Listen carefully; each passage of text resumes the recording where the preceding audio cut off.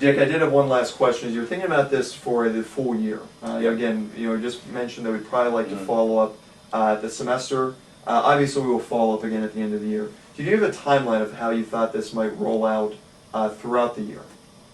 I know I started making the videos last year, so I'm confident I can make the videos. And then there's a lot of videos out there, too, through different sources that I can steal from. Mm-hmm. But I think the first thing I think I really need to do is to figure out how to develop the activity for the day in class. Mm-hmm. And that's something I think I need to do these first couple months before this is possibly going to be effective. That's really the first thing I feel a need to accomplish this. When you say the first couple months, do you mind if I don't document that as the first quarter? If I'm Sure, kind of that makes sense. timeline there? Sure. I do need to get feedback from the students, though. And so maybe before we meet again at the beginning of second semester, maybe towards the end of first semester, that would be a good time for me to get feedback from them. I think that'd be a great idea. I'd really be interested in seeing what they say, seeing kind of what revelations you have made. In fact, it gives me some ideas for my own classes in terms of gathering that feedback prior to the second semester there. That might then give me some ideas of how to move forward through second semester Yeah. to see if I need to do more or change or, yeah. Okay. All right, great. Thank you. I heard. Dick, now that we've had a chance to kind of go through my questions and your questions, I'd like to actually sit down and start to document the goal. Okay. Before we wrap up this morning, I'd like to start just laying down on paper so that we both feel as though we're moving in a direction that works, that we're hearing the same thing. Okay. I'm actually let's start the first piece here, ask for the goal. What I heard is that you're going to turn your classroom into a flipped classroom, emphasizing the traditional homework within the room and the traditional notes outside the classroom. And through this goal, you're going to look to develop student metacognition, critical thinking, develop the higher order application and synthesis, as well as the very specific skill development of whatever's being worked on within that unit. Okay. Before we get anything down on paper, what I was hoping that you could articulate back to me is, you know what our departmental goals are.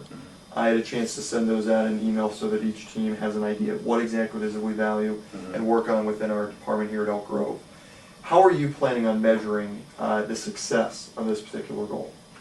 Well, I think if I'm able to emphasize these skills and let them practice them, their EPAS growth should be significant. So I think measuring that EPAS growth would be a way of seeing that. I also wrote down on my sheet here, kind of monitor, are the kids who are in need of, they're having trouble asking me more questions and asking their peers more questions. I can't really measure that so much. But I think if there's more personal interaction, that's going to be a way I know that the system is working. I would also say that while you're saying that it's not measurable, I actually looked at it may be measurable through the ABC goal. Oh, okay. Because I do believe that if kids are asking more questions, are more engaged, are more self-aware of what they're supposed to be learning, that there's a better chance for them to be successful within the class, as well as a better opportunity for you to see, through those formative assessments, much more quickly, students who aren't performing or aren't performing at a level that we would want them to perform at. So I do think that we could actually take that and tie that into that student success goal as well. That makes sense. Dick, I'm going to go ahead and document then what we discussed here as it relates to EPAS and how it relates to student success through what you stated, specifically the increased EPAS growth through the critical thinking and through the specific targeted skill sequencing and development, as well as the stronger interaction as more of a facilitation role in the classroom, developing relationships, being able to give more timely formative assessments that will allow you to better and more quickly get on top of that student who maybe is falling behind or isn't working to their capacity. That makes sense. Dick, the next question I wanted to ask is, you had a chance to document how we will measure this. We talked a little bit earlier about your timeline. Are there some specific steps that would need to be taken from my perspective to help you with this goal? Well, you had mentioned, maybe identifying some people that you think would, maybe give me some ideas or be able to look at what I'm doing and give me some ideas. So you could help me to do that. I don't know if you know of some resources of this type of activity I'm looking to produce, but if you could direct me in that direction, that would be helpful. I also think that conversation we have at the beginning of second semester would be helpful. And maybe, I think you have to observe me this year, maybe your observation or a couple observations of how this is working would also be helpful for me. Is there anything that I have jotted down here that you would say is either divergent or you'd like a little more clarity on?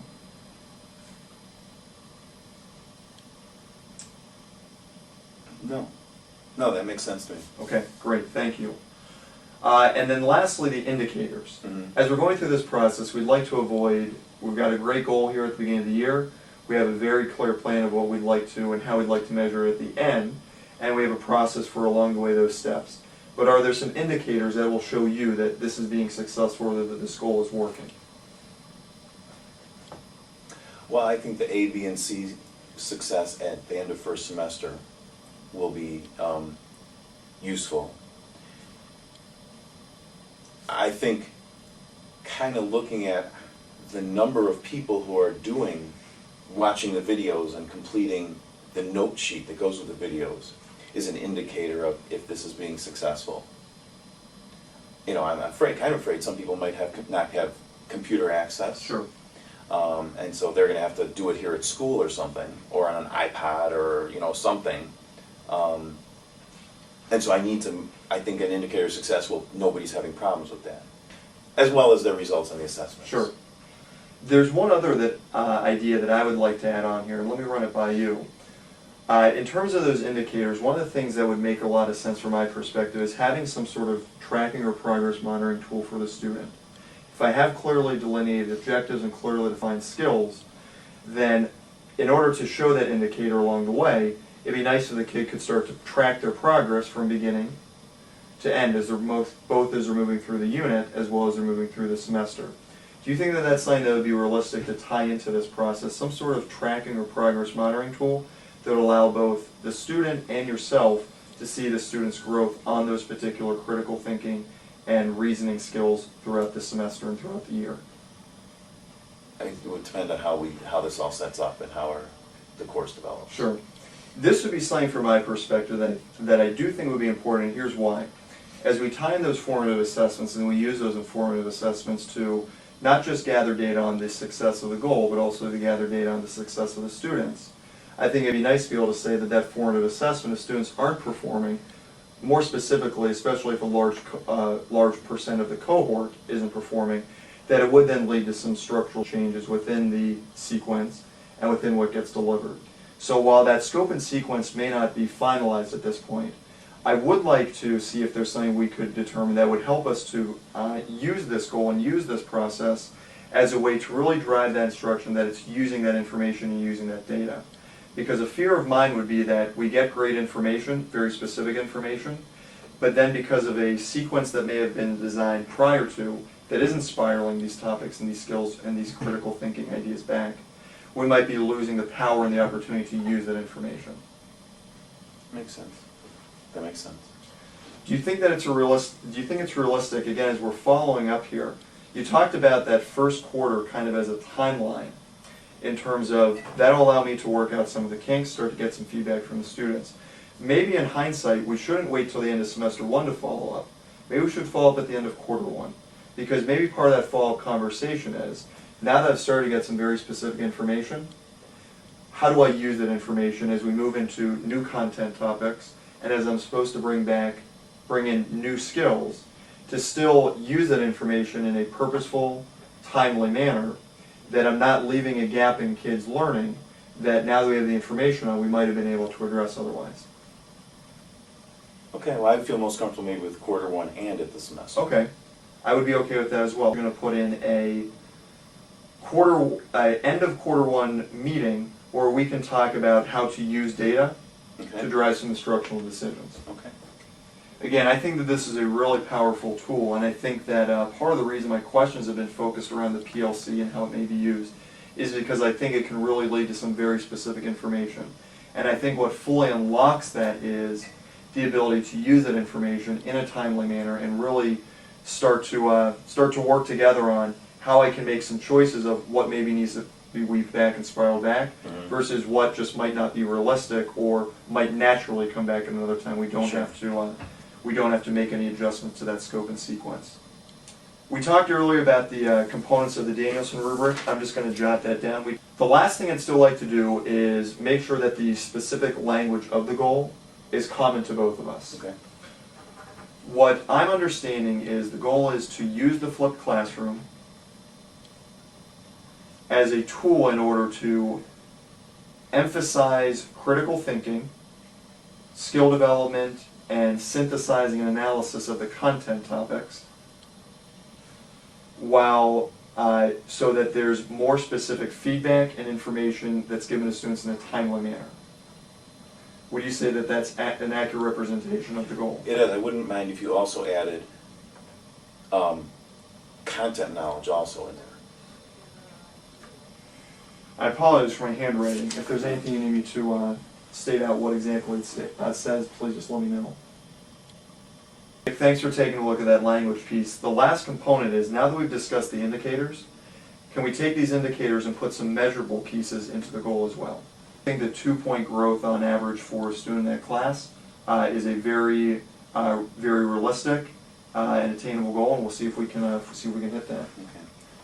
Could we also add in there a piece about the content? I Sure. give a content pre-test and a content post-test at the end of first semester and at the end of the year. And what I have written down here also is a 10% increase in content knowledge at the semester and a 30% increase in content knowledge. I'm going to go through. I'm going to take this, clean it up, retype it so that it's, but I'm not going to change any of the language here. What's then going to happen is, if you take a look at the bottom, both of us sign this. I sign it and you sign it. And then once we've signed it, then it will be the document that we'll take a look at then at the end of the year when we follow up on the progress towards this goal. Okay, very good. All right.